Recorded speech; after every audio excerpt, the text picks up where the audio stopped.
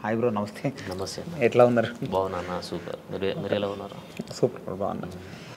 ఇప్పుడు మీరు ఎన్ని చేసినా కానీ ఆ అల్లా అల్లా పాట అదొక మైండ్లో అలా ఉండిపోయింది జనాలందరికీ. అవును, అది మీకు అది అదృష్టమా దురదృష్టమా మీకు అది? అదృష్టం అనుకోవాలి. నిలిచిపోవడం అంటే మనం ఇన్ని సంవత్సరాలుగా ఎన్ని సాంగ్స్ చేసినా గుర్తులేంది ఆ ఒక్క సాంగ్తో గుర్తుండిపోయేలా చేసింది అని అంటే నా లైఫ్లో నేను చచ్చిపోయేంత వరకు అల్లాహే అల్లా అనే పాట అట్లా లైవ్లోనే ఉంటుంది. ఓకే. అండ్ పలానా టోనికి ఇక్కడ ఈ అల్లాహే అల్లా సాంగ్ చేసిన అనేది ఆ ఒక్క సాంగ్ తోటి నీ లైఫ్ లాంగ్ గుర్తుండిపోయేటట్టు చేసింది కాబట్టి నాకు అదృష్టం అనుకోవాలి ఆ సాంగ్ నేను చేయడం. ఓకే. అంటే ఏదో సర్ప్రైజ్ కూడా ఏదో ఉందని ఏదో పోస్టర్లు అవి పెడుతున్నారు. యాక్చువల్గా మూవీ ప్లానింగ్ ఉంది. ఒక పెద్ద ప్రాజెక్ట్తో మీ ముందుకు రాబోతున్నాను నేను. ఇక అది నా డ్రీమ్ అనమాట. ఇప్పుడు మా డ్రీమ్లో నేను చెప్పుకుంటున్నాను. ఇన్ని ఇయర్స్గా కష్టపడ్డ దానికి ఫలితం వచ్చింది. ఒక పెద్ద ప్రాజెక్ట్ తోటి ముందుకు రాబోతున్నాను. అంటే ఎప్పటి నుంచో చెప్తున్నారు మూవీ చేయాలని ఎప్పటి నుంచో చెప్తున్నారు. అవును, ఫైనల్గా మీ డ్రీమ్ ఫుల్ఫిల్ అయిపోయింది. ఫైనల్గా తొందరలోనే బిగ్ స్క్రీన్ మీద చూస్తాం మిమ్మల్ని. అవును, తప్పకుండా. ఓకే. అంటే దీనివల్ల ఒక 8 months నేను సాంగ్స్ని కొంచెం పక్కకు పెట్టాల్సి వస్తుంది. అండ్ ప్రొడ్యూసర్స్ అందరు చాలామంది కూడా కాల్ చేస్తున్నారు. వాళ్ళందరికీ సారీ. అంటే నా హార్ట్ఫుల్గా నేను సారీ చెప్పుకోవాలి. ఈ టైంలో నేను అగ్రిమెంట్ అయ్యాను కాబట్టి ఒక మంచి ప్రాజెక్ట్తో మేము ముందుకు రావాలి అని. అంటే ప్రేక్షకుల దేవులకు అంటే వాళ్ళు నన్ను అభిమానించే వాళ్ళందరికీ ఒక పెద్ద బిగ్ సర్ప్రైజ్ తోటి మేము ముందుకు రాబోతున్నాను. అండ్ ప్రొడ్యూసర్స్ కూడా చాలా సారీ అండి. ఒక 8 months తర్వాత నేను బ్యాక్ వచ్చేస్తా. అంతే, నన్ను కొంచెం అర్థం చేసుకోండి. అంటే మీ పేరు చెప్పగానే జనాలకి ఏంటంటే ఒక విషాద గీతాలు ఏంటంటే అదేదో విరహ ప్రేమికుడు భగ్న ప్రేమికుడు అంటారు కదా, ఆ పాటలే ఎక్కువ వస్తున్నాయి. అంటే మీరు అట్లా సెలెక్ట్ చేసుకుంటున్నారా లేకపోతే వస్తున్నాయి? వస్తున్నాయి అట్లా. అంటే సెలెక్ట్ చేసుకోవడం బ్రాండ్ పడిపోయింది మీకు అట్లా అయిపోయింది. అంతకుముందు స్టార్టింగ్లో ఒక డాన్సర్గా గుర్తించారు, తర్వాత ఒక ఆర్టిస్ట్గా. ఇక రెండు ఈ టోనీకి ఏది చేసినా డ్యాన్స్ వర్షన్ వచ్చినా వాడు చేయగలుగుతాడు. అండ్ యాక్టింగ్ స్కిల్ కూడా ఉంది. ఇలాంటి బాగా సెట్ అవుతున్నాయి అని చెప్పేసి వాళ్ళు ఓన్ చేసుకొని నాకు ఇవ్వడం జరుగుతుంది. అది నాకు అదృష్టమే చాలా. అంటే నువ్వు ఎప్పుడైనా వేరే క్యారెక్టర్ అయినా వేరే మంచి సాంగ్ ఏదో మామూలు ఊపిన సాంగ్ వేరే ఏమైనా వస్తే జనాలు యాక్సెప్ట్ చేయగలరా? అంటే ఒక బ్రాండ్ పడిపోయింది కదా మీకు. ఇట్లా ఎక్కువ ఈ సాంగ్లే ఏడిపించే సాంగ్లు ఎక్కువ వస్తున్నాయి కదా మీ నుంచి. అంటే నేను ఫస్ట్ డాన్స్ తోటి స్టార్ట్ చేసిన కాబట్టి నన్ను ఏ టైప్గానైనా చూసుకోగలుగుతాను. ఏ జాయినర్లనైనా యాక్సెప్ట్ చేసేస్తున్నారు కాబట్టి నాకు చాలా హ్యాపీ. అంతే, ఇది వీడు చేయలేడు అన్నట్టు లేకుండా రెండు ఈక్వల్గా వాళ్ళు నన్ను యాక్సెప్ట్ చేశారు కాబట్టి నాకు హ్యాపీ. ఓకే. మీ లైఫ్లో చాలా కష్టాలు పడ్డారు, మీరు చాలా అనుభవించున్నారు. సో అన్నిట్లోనూ నెగిటివ్ కామెంట్లు కూడా ఏవి వస్తే చాలామంది ఏదో అంటుంటారు కదా. సో అలా వచ్చినప్పుడు ఎట్లా ఫీల్ అయ్యారు? నేను ఎప్పుడు అన్నీ పాజిటివ్గానే తీసుకున్నా కానీ నెగిటివ్గా తీసుకోలేదు. అంటే మనని వెనుక నుంచి ఎవరన్నా పొడిస్తే మనం ప్లేస్తామని నాకు తెలుసు. అంటే మన గురించి మనకు తెలియనప్పుడు ఎంతమంది అన్నా బ్యాక్ సైడ్ మాట్లాడుకుంటారు. మనతోటి మన రిలేషన్షిప్ అంటే మనతోటి ఉండి ఫ్రెండ్షిప్ చేసినప్పుడు నేనంటే ఏంటిదని తెలిసినప్పుడు వాళ్ళు అలాంటివి చేయరు. కాకపోతే ఆ కామెంట్స్ని నేను ఎప్పుడైనా కానీ పాజిటివ్గానే తీసుకున్నా, ఎప్పుడు బాధపడలేదు. అంత పెద్దగా ఏం పెట్టలేదు కామెంట్స్ కూడా. లైట్ బాగా బాధపడిన క్షణం అంటే మనిషి జీవితంలో హ్యాపీ ఉంటుంది, అట్లా సాడ్ కూడా ఉంటుంది, చాలాసార్లు జరుగుతుంది. కానీ మన మైండ్లో ఒకటి రిజిస్టర్ అయిపోయి ఉంటుంది కదా. అంటే నేను లైఫ్లో ఒకటి మనం ఎప్పుడైనా కానీ ఒకటి అనుకుంటాం, ఇట్లా ఉండాలి, ఒక ఫ్యామిలీతో ఉండాలి, ఇది అని నేను ఒక పెద్ద కోట కట్టుకున్న తర్వాత ఒకటేసారి కూలిపోయింది. అది కొన్ని రోజులు స్ట్రగుల్ ఫేస్ చేసిన. అంతకు మించి బాధ దాని తర్వాత కూడా నేను లైఫ్లో అనుభవించలేదు. అదొకటే బాధ. మళ్ళీ ఇప్పుడు కలవాలనిపించలేదు మళ్ళీ ఈ టాపిక్. ఓకే. ఓకే. అంటే ఏదైనా ఇప్పుడు బ్యాక్ వెళ్తే అది నేను మార్చుకోవాలి నా లైఫ్లో ఏదో ఒక థాట్ ఉంటుంది కదా, అట్లా ఏముంది మీ లైఫ్లో? దేవుడు ఇచ్చిన ఒక లైఫ్లో దేవుడు ఎటు వెళ్ళాలో అనేది డిసైడ్మెంట్ చేస్తాడు. మనకు అప్ అండ్ డౌన్స్ అనేది జరుగుతూనే ఉంటుంది. దెబ్బ తాకితేనే మనకు దాని వాల్యూ తెలుస్తుంది. దాన్ని నేను మార్చుకోవాలని అనుకోవట్లేదు. నేను దెబ్బ తినాలి ఎవ్రీ టైం. ఇప్పుడు కూడా నేను ఎప్పుడు స్ట్రైట్గా వెళ్ళాలని లేదు, అప్ అండ్ డౌన్స్ తోటే వెళ్ళాలని నా లైఫ్ అనుకుంటున్నా. అంతే. మార్చుకోవాలి, ఇది మార్చుకోవాలి, అది మార్చుకోవాలని లేదు. మనం ముందు ఏమైనా గోల్ పెట్టుకుంటే దాన్ని స్ట్రైట్గా ఫాలో అయ్యి దాన్ని కరెక్ట్ రీచ్ కావాలి. ఇది మాత్రం చేసుకోగలగాలి. కానీ మన లైఫ్ని మార్చుకోవాలంటే ఈ గోల్నే మనం ఏదైతే అనుకున్నామో ఆ సక్సెస్తోనే మార్చుకోవాలి. అంతే. అంటే డాన్సర్ టు యాక్టర్ అయ్యారు, ఇప్పుడు ఆర్టిస్ట్ అయ్యారు కదా. అవును. సో డాన్సర్ నుంచి ఆర్టిస్ట్గా టర్న్ అవడానికి మీరు చాలా స్ట్రగుల్ ఫేస్ చేస్తుంటారు కదా. ఎందుకు అలా వెళ్ళడం, ఇక్కడ బాగుంది కదా అని చాలామంది చెప్పుంటారు మీరు. సో ఎందుకు ఇట్లా ఎలా చూస్ అంటే డాన్సర్ నుంచి యాక్టర్గా అంటే ఇట్లా ఎందుకు చూస్ చేసుకున్నాను అంటే డాన్సర్ అంటే బేసిక్గా యాక్టర్ అనమాట. అంటే డాన్స్ అంటే అది స్క్రీన్ వెనకాల ఉండి కొన్ని ఉంటాయి కదా, సో అట్లా కాకుండా మొత్తం మీ మీదే నడుస్తుంటుంది మొత్తం ప్రతిదీ. అవునండి. అంటే ప్రతిదీ అక్కడ ఏంటంటే ఎమోషన్ అన్నది అంత పట్టించుకోండి, మీరు కొరియోగ్రాఫ్ చేస్తారు అంత బాగా ఉంటుంది, ఇక్కడ ఎమోషన్ అదంతా చాలా ఉంటుంది కదా, ఆర్టిస్ట్గా కూడా చూస్తుంటారు కదా, సో కష్టం అనిపించిందా లేకపోతే? లేదు, నాకు చిన్నప్పటి నుంచి ఆర్టిస్ట్ అంటే యాక్టింగ్ కానీ డ్యాన్స్ కానీ చాలా ఇష్టం. అట్లనే చిన్నప్పటి నుంచి ఉంది. ఒక డాన్సర్గా అంటే ఫస్ట్ ఆఫ్ ఆల్ డాన్సర్గా ఒక గుర్తింపు తెచ్చుకున్నాం కాబట్టి అది ఉంది. నాకు కూడా ఎప్పుడైనా ఇలాంటి క్యారెక్టర్ చేయాలి, ఇట్లా ఉండాలి, ఇది చేయాలి, మనం ఒక డాన్సర్గా కాకుండా ఒక యాక్టర్ కూడా ప్రూవ్ చేసుకోవాలని నాకు చిన్నప్పటి నుంచి ఉండే. ఆ ఛాన్స్ నాకు వచ్చింది, చేసుకున్నాను, గుర్తించారు ఆడియన్స్, అంటే జనాలు కూడా నన్ను యాక్సెప్ట్ చేసారు, హ్యాపీ. మీకు ఎవరంటే బాగా ఇష్టం? ఈ డాన్సర్స్లో బాగా ఇష్టం మీకు? డాన్సర్స్లో ఎవరు బాగా ఇష్టం? డాన్సర్స్లో డ్యాన్స్ చేసే వాళ్ళు ప్రతి ఒక్క ఇష్టం. అంటే ఒక ఇన్స్పిరేషన్ ఒకళ్ళు ఉంటారు కదా, అలా ప్రభుదేవ్ మాస్టర్, చిరంజీవి గారు. ఓకే, అట్లా. సో అందుకే ఆయనలాగా మీరు ఆర్టిస్ట్ అయ్యారు, డైరెక్టర్ అవుతారా మళ్ళీ? ఆయన కూడా డైరెక్టర్ అంటే డైరెక్షన్ స్కిల్స్ ఉన్నాయి, డైరెక్షన్ చేసేది నేను. ఏవైబి ఆర్ట్స్ అనే యూట్యూబ్ ఛానల్లో నేను అంతకుముందు 2018లో వర్క్ చేసినప్పుడు అందులో ఒక వరల్డ్ ఫేమస్ లవర్ అని, అప్పుడే world famous lover Vijay Devarakonda గారిది రిలీజ్ అయింది. ఆ టైంలో నేను అదే టైటిల్ మీద వరల్డ్ ఫేమస్ లవర్ అని చెప్పేసి ఒక షార్ట్ ఫిల్మ్ చేసిన. అంటే డైరెక్షన్ కానీ, స్టోరీ రైటింగ్ కానీ, సాంగ్స్ కూడా రాయడం కానీ, ఇవన్నీ నాకు చిన్నప్పటి నుంచి ఇష్టం, ఇంట్రెస్ట్ అంతే. ఇక ఓకే, ఫీల్డ్లోకి రాకముందు ఏం చేసేవారు? అంటే ఈ ఫీల్డ్లో అంటే నేను చిన్నప్పటి నుంచి డ్యాన్సర్ని, అండ్ నా స్టడీ ఇంటర్లోనే స్టాప్ చేసేసిన. ఇంటర్ తర్వాత నాకు డ్యాన్స్ మీద ఇంట్రెస్ట్ కాబట్టి డైరెక్ట్ ఫిల్మ్ ఇండస్ట్రీకి వచ్చేసిన. ఓకే, అంటే ఫ్రెండ్స్ ద్వారా. ఇంటర్ తర్వాత మీకు ఇంట్రెస్ట్ ఉంది, ఇంటర్ తర్వాత ఇక్కడికి వచ్చారు కదా. అవునండి. ఈ ఫిల్మ్ ఇండస్ట్రీకి రావడానికి ముందు, ఈ ఇంటర్ అయిపోయిన తర్వాత మీరు ఎలా రావాలనుకున్నారు? లైన్ ఎక్కడ దొరికింది? అంటే ఫ్రెండ్ ద్వారా మగధీర డే టు డ్యాన్స్ అని ఉండదు ఆ టైంలో. Aata and challenge, challenge and Dhee and Magadheera day to dance, ఇప్పుడు 3 జరుగుతూ ఉండే అప్పుడు షూట్స్. ఇది ఛాలెంజ్ అనేది మా టీవీలో వచ్చేది, డి అనేది ETV, Magadheera day to dance Zee తెలుగులో వచ్చేది. మా ఫ్రెండ్ వచ్చేసి రెగ్యులర్గా చేసేవాడు అందులో. నన్ను మా ఫ్రెండ్ ఏం చేసిండు, సాగర్ ఆయన పేరు, ఆయన తీసుకెళ్ళాను అనమాట. నువ్వు డ్యాన్స్ బాగా చేస్తున్నావు కదరా, నువ్వు కూడా సైడ్ డాన్సర్గా చేసేవరా కంటెస్టెంట్స్ తోటి అని చెప్పేసి తీసుకొని వచ్చిండు. నందు మాస్టర్తో చేసినాం. దాని నుంచి మెల్లగా శోభన్ మాస్టర్ అని చెప్పేసి హైదరాబాద్లో ఉండదు దిల్సుఖ్ నగర్లో, ఆయన రాకేష్ మాస్టర్ని పరిచయం చేయించిండు. మన రాకేష్ మాస్టర్ ఉన్నారు కదా, ఆయనను పరిచయం చేయించి ఇట్లా స్టూడెంట్స్ ఉన్నారు మాస్టర్, మీ దగ్గర పెట్టుకోండి, ఈవెంట్స్ కానీ ఏమైనా ఉన్న వాళ్ళు అన్నీ చేస్తారు అని చెప్పనంటే, వాళ్ళ తరపు నుంచి మేము బోరబండలో ఉండే అప్పుడు రాకేష్ మాస్టర్ గారు. అప్పుడు అక్కడికి వెళ్ళి అట్లా స్టార్ట్ అయింది. అక్కడ నుంచే మాస్టర్ అంటే చాలా మాస్టర్ దగ్గరనే నేర్చుకున్నాను. నాకు ఒక డాన్సర్గా నేను డ్యాన్స్ చేయగలుగుతాను కానీ ఎక్స్ప్రెషన్స్ అవన్నీ నాకు తెలిసి ఉండేవి కాదు. 2008, 2009లో నేను ఇక్కడ ఇంద్రలోక్ కాంప్లెక్స్లో ఉండేది. అప్పుడు బోరమండ నుంచి ఇక్కడికి ఇంద్రలోక్ కాంప్లెక్స్కి వచ్చినాం అనమాట, ఇంద్రానగర్ దగ్గరికి. అక్కడ ఇన్స్టిట్యూట్ మాస్టర్ ఓపెన్ చేసారు, అక్కడ ఒక 1 year వర్క్ చేసినాం కావచ్చు. ఆ టైంలో నాకు డ్యాన్స్ తప్ప ఏం తెలిసేది కాదు. అన్ఎక్స్పెక్టెడ్ అంటే ఆయన ప్రతిరోజు క్లాస్ తీసుకున్నట్టు, అసలు డ్యాన్స్ చేస్తే డ్యాన్సే కాదు ఎక్స్ప్రెషన్స్ ఉండాలి, అలాంటివి నేను ఆయన దగ్గర చాలా నేర్చుకున్నా. ఇప్పుడు మన మధ్యలో లేరు కాబట్టి, అండ్ ఆయన తరపు నుంచే నేను యాక్టింగ్ అనేది కొంచెం నేను చూస్ చేసుకున్నా, ఇట్లా ఉంటుంది ఇది ఉంటుందని. ఒక డాన్సర్గా నేను తెలుసుకున్నది ఆయన దగ్గరనే, రాకేష్ మాస్టర్ దగ్గరనే.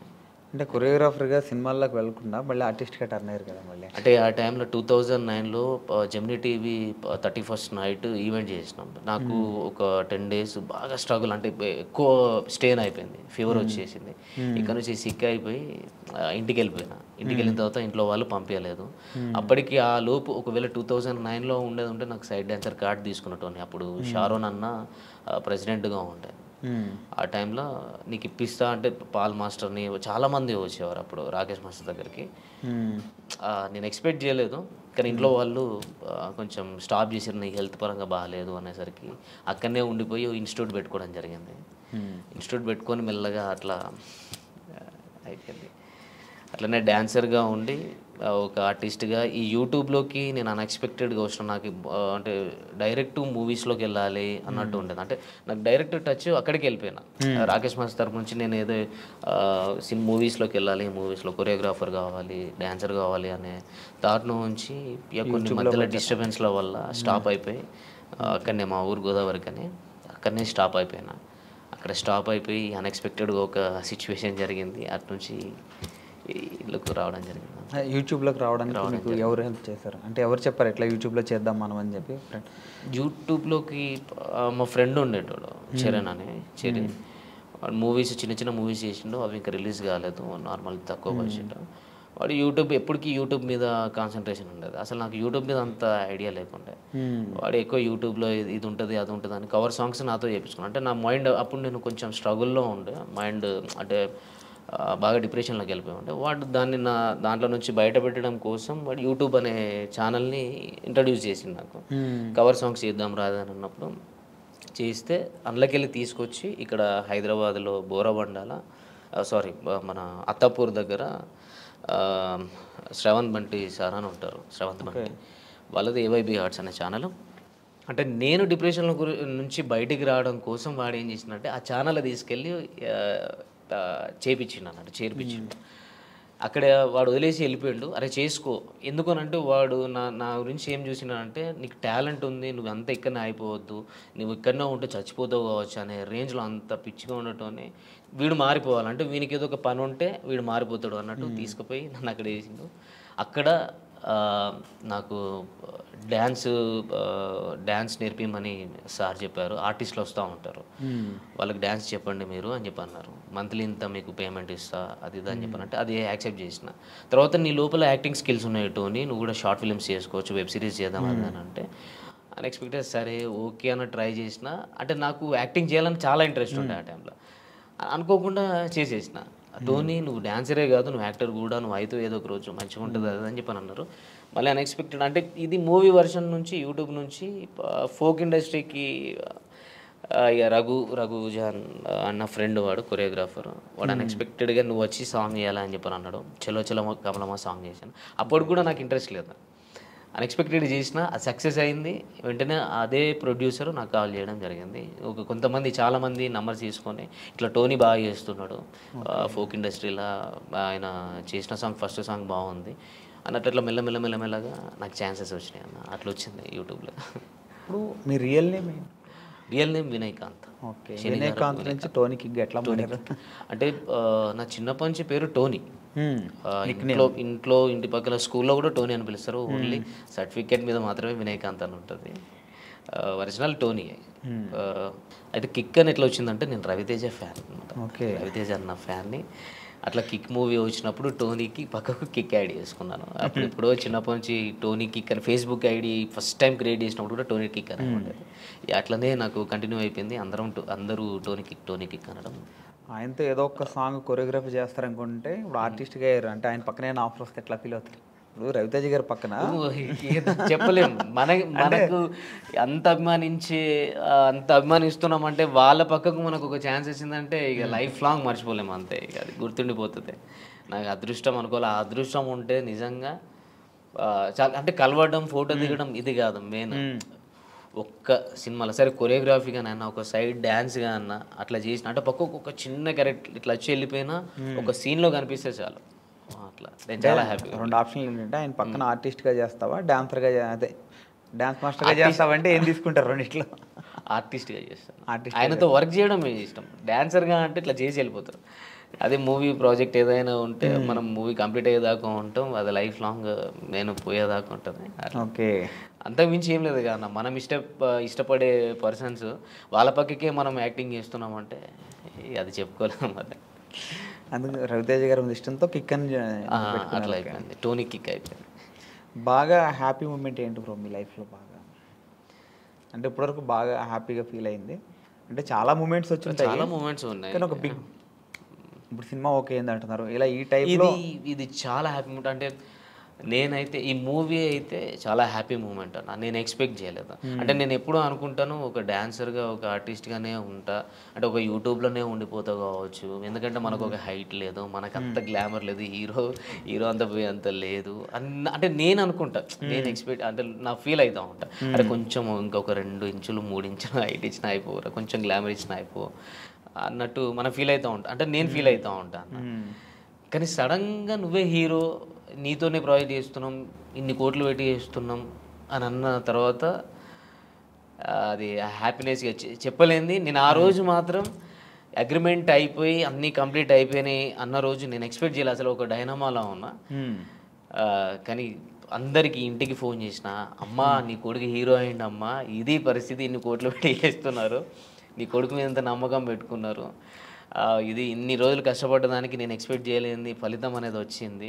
అంటే నేను ఎన్నో స్ట్రగుల్స్ నుంచి వచ్చిన నాది మామూలుగా తప్పేను, ఎన్నో బాధల నుంచి అసలు నేను అసలు ఏ దారి ఎటు నుంచి దేవుడు ఎటు తీసుకెళ్తాడో కూడా ఎక్స్పెక్ట్ చేయలేదు. అసలు ఈ 5 years ఎట్లా గడిచింది అనేది కూడా నాకు ఐడియా లేదన్న, అట్లా వెళ్ళిపోయింది అంతే.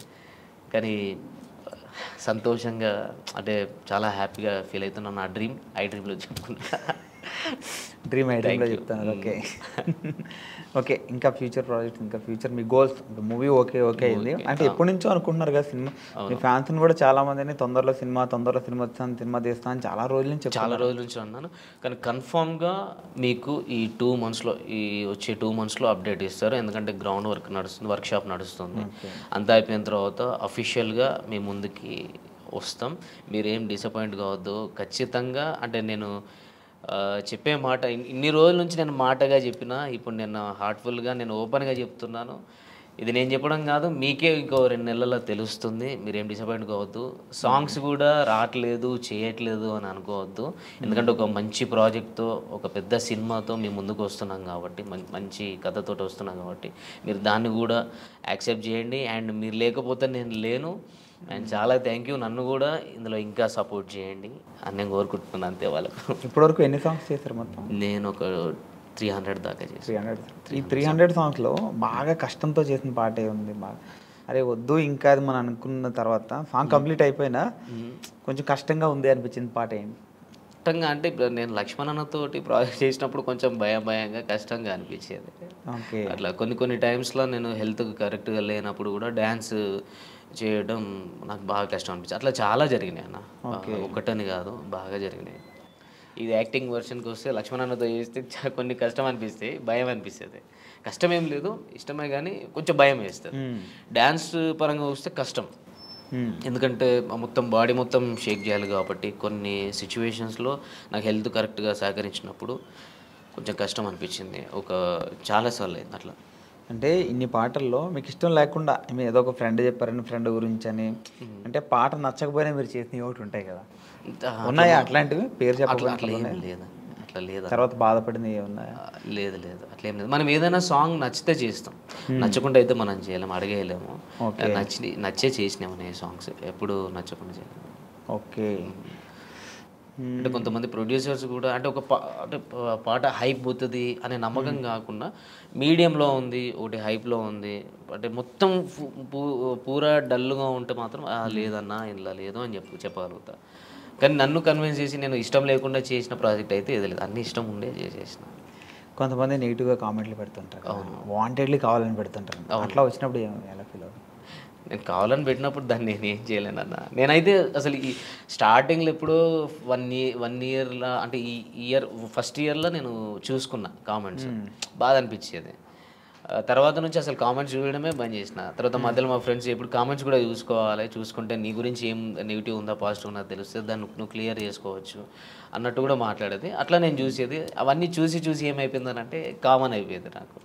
అంత నెగిటివ్గా తీసుకునే అంత లేదు.